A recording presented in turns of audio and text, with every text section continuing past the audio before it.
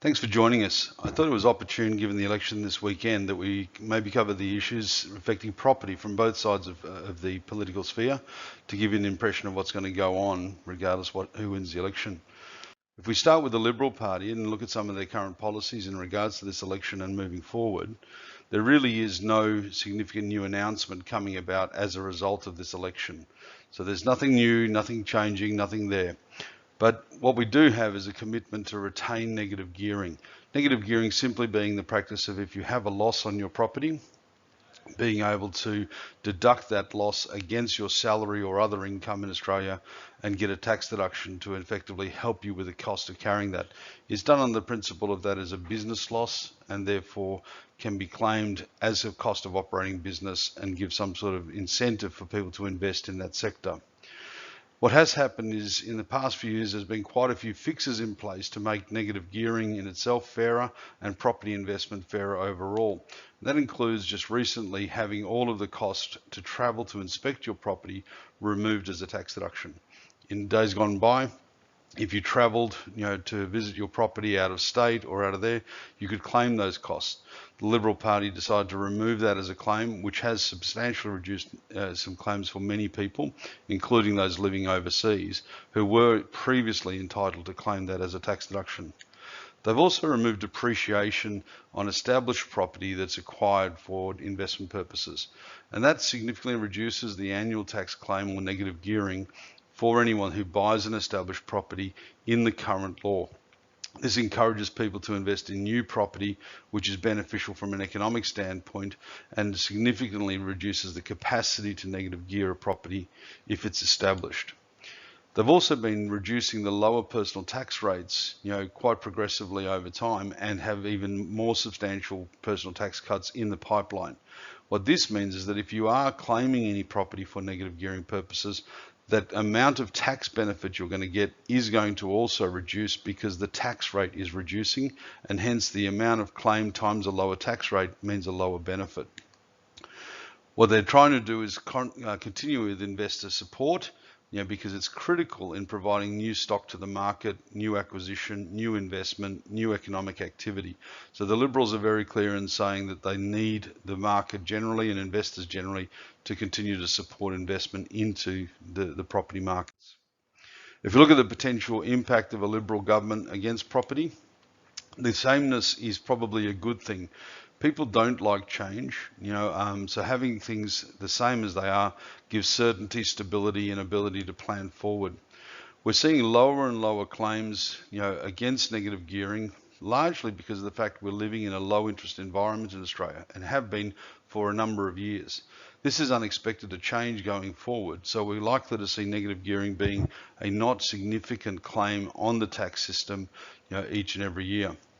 What is the issue is we've got continuing credit market difficulties. The banks are simply not lending to investors. They're very aggressive in their servicing calculations, and that's certainly holding up the market. That needs to change, and whoever's in government needs to start addressing policies to affect that. With little interference from government, the market is likely to just remain true to itself, and that is, it goes through natural cycles. Growth phases of slow growth, medium growth, fast growth. We're seeing, for example, in Sydney at the moment, it's had a terrific growth phase, a high growth phase. That then follows into a slow growth phase, which of course is causing some level of distress and concern and fear, but it is a natural movement. It's good that the market moves naturally. Less interference sometimes is best. If we look at Labor policies now, they've been on the table for quite a while, and of course the big one is the removal of negative gearing. Now, there's a lot of fear and speculation around this, but it's very important to note that the negative gearing is only being removed if you purchase an established property, i.e. one that has been previously lived in and not newly built. This is critical because negative gearing per se is staying everywhere. It's only on established housing, and the logic of Labor is quite sound here. They want to channel the investment dollars into new construction. Now that makes sense. It is good for their economic impact. The only issue here is that there is already significant incentives to buy new property through depreciation allowances. And as I just mentioned, the Liberal Party have already removed depreciation allowances on established property, making it harder to negative gear and less impactful on negative gearing and the tax system. So this policy is perhaps not as necessary, but is certainly not as bad as it seems to be taken in the community.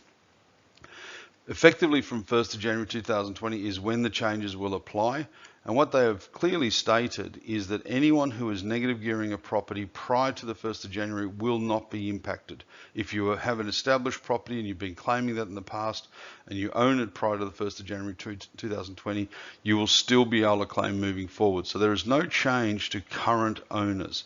The impact will have effect only from 1st of January and will affect future decision making only. The changes in negative gearing proposed are not that significant, or indeed not even that bad from Labor. What is really the big issue to my mind is the changing of the capital gains tax discount from the current level of 50% to 25%. Now, you may recall that when capital gains tax originally came into effect, it was only on the net above inflation gains. That was taken away many years ago and replaced with a 50% discount, no adjustment for inflation. Labor's proposing to reduce that discount from 50 to 25. Now that's going to have a bigger impact on the housing market than I think the changes to the negative gearing annual income tax claim. And the reason being is, if you're losing money every year through negative gearing, there is a physical cost to you. You need to recover that cost in order to make a profit, i.e. you have to make a gain. If the tax is whittling away that gain too much, the incentive to invest is also being eroded at an exponential rate. So this to me is a far more danger than the negative gearing changes for income tax. The removal of this discount will have far more impact. In addition, where the most impact is likely to come is from the deferral of capital gains rather than the sale and pay. That's going to be the big issue. Interestingly enough, Labor in 2012 already removed the capital gains tax discount from what was 50% for people living abroad, the same as Australians, to 0%. That applies to foreign nationals investing and also for expatriates, Australians living abroad. That has had a pretty profound impact on the market. We've seen foreign investment, peak and then decline substantially once people started figuring out this discount had gone. So we've seen the real life, impact of higher taxes on foreign investment already, and we could probably expect a similar sort of impact in the local market. What they do intend to do with Labor is to build an additional 250,000 new homes for rental. Now this would, on the face of it, seem like a good thing, but it's an awfully expensive way to subsidise the potential lack of investor-provided housing. If the Labor government potentially would leave the rules unchanged, the market has been willing and able to provide a lot of these rental homes, and the government could have produced a lot less. Now, this is money that's going to be sitting idle in housing, not highly productive, only helping a family at a time. And if that was already being able to be provided by the market, you have to question as to why the government would want to discourage the market from providing and then take the financial commitment to provide itself. In terms of impact of these policies, I think we're going to definitely see an enhanced market confusion. We already see that now, where a lot of people believe that negative gearing is being taken out carte blanche. They don't even realize that existing investors are safe. They don't realize that new property owners that are buying into that market can still claim. They just feel that it's all being taken out. So there's a lot of confusion already. You can expect that confusion to remain, and confusion is not good for a property market. It is going to erode confidence, which is going to mean lower levels of investment, lower economic stimulus, and ultimately lower tax revenues. So where Labor believe that they're going to increase tax revenues from these changes, it's highly likely that they're going to reduce them. Furthermore, inflation is now going to be back on the agenda. As I mentioned, in the original capital gains tax laws, you only paid capital gains tax on the inflation adjusted profits. By putting in the 50% discount, there was a trade-off between discount and inflation being absorbed in one and the same. By removing or reducing the discount from 50 to 25, inflation once more becomes a big issue. Theoretically, if inflation is running at 2 to 3%, you would be paying tax on money that you didn't really make. Its inflation adjusted profit is going to be far higher taxable in the future. Again, eroding confidence, creating more confusion, and creating less investment in a very important sector. If we have that lower level of investment, the big loser is going to be the general property market, and particularly the landlord and first home buyer, because it's going to mean that we won't see more supply coming in. Investors are a critical startup element. They get a lot of big projects off the ground and built by being early purchasers. They create new stock, new housing, new rental stock. It's a critical element that comes in to support the market and keep it safe. If we see lower investment activity, we're going to see lower supply levels, which is going to put additional pressure on rents, which will need to lift in order to pick up the extra tax cost, and be forced up because there'll be no alternative through lower supply.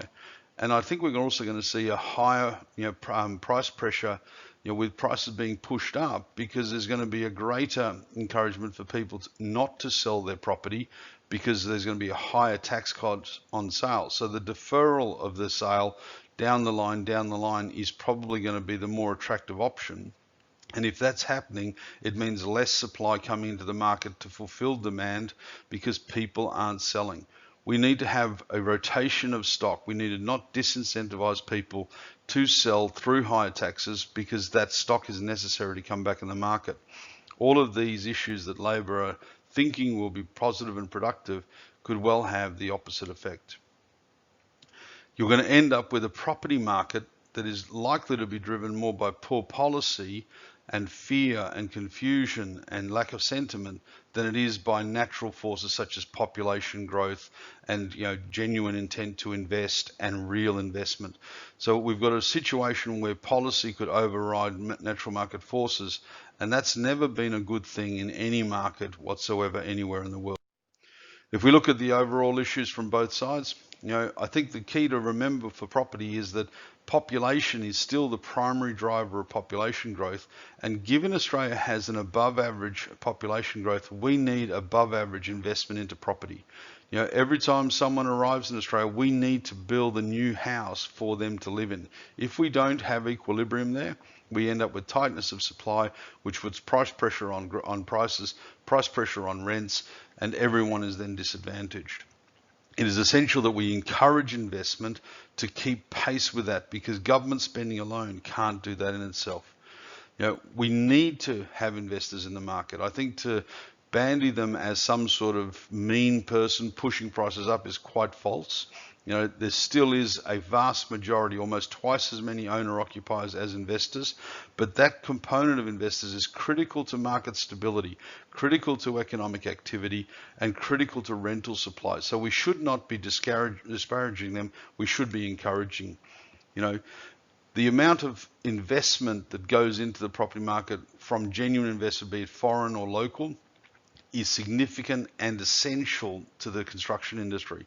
That's one of the reasons that Labor have said they will only continue negative gearing on new property purchases, which is a sound policy.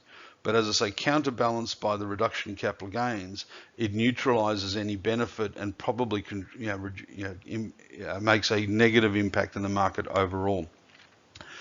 We've seen this proven with foreign investors and expatriates. Many foreign investors are now being hit with an additional buy duty of 7 to 8% when they buy into an Australian property market, and they're now being smashed with land tax rates which are just absurd. Some of them are 2/3 to almost a full rental on high value houses in nice little areas. This can't continue. We've seen investment drop down to less than 30% of its previous highs. And this sort of charge more, it doesn't matter mentality is what the state government's adopted. And what scares me is that's what the Labor Party are hoping to charge. The reality of life is if you change the circumstances, you will also change the behavior.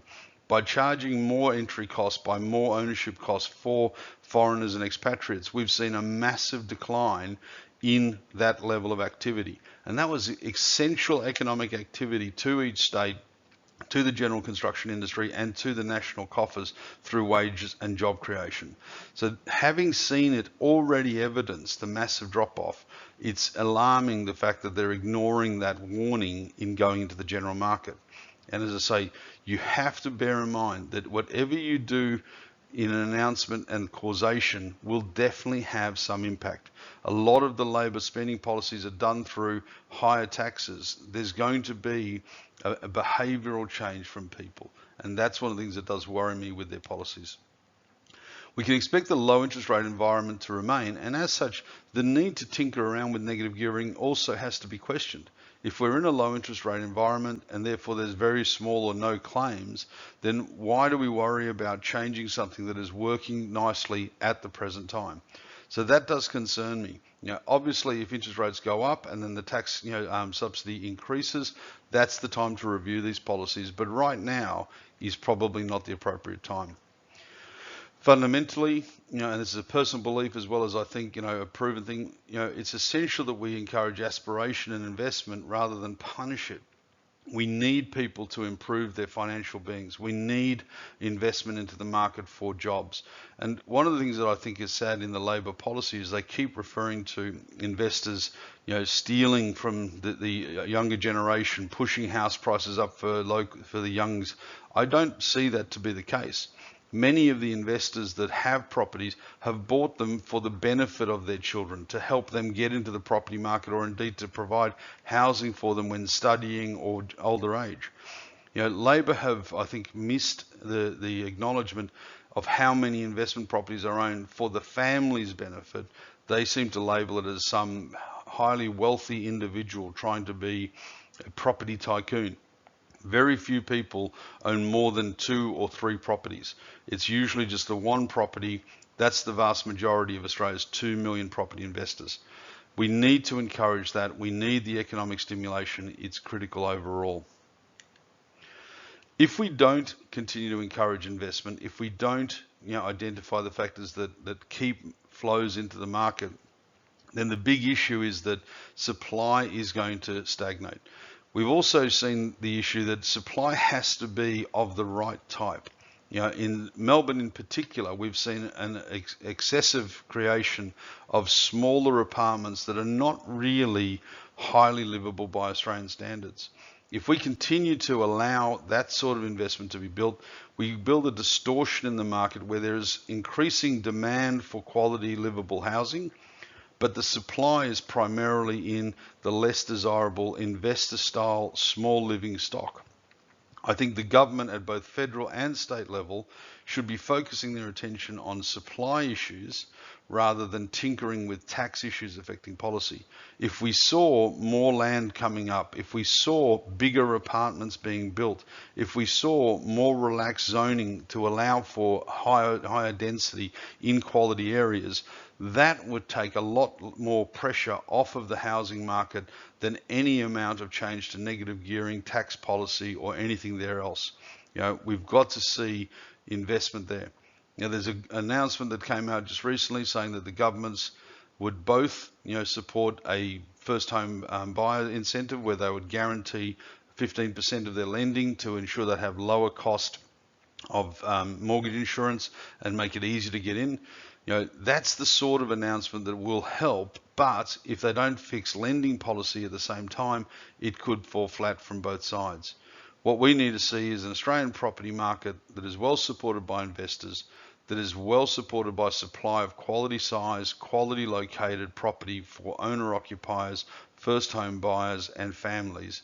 And then we will see stabilisation, normalisation with modest acceptable growth. And that's what you're trying to achieve. No one wants to buy a house to go backwards. They want the house to hold its value and grow at a sensible, modest pace. If you allow the market to do that, if you increase supply sensibly, that's the result. Hopefully we can see a modest moderation of both policies and see that coming into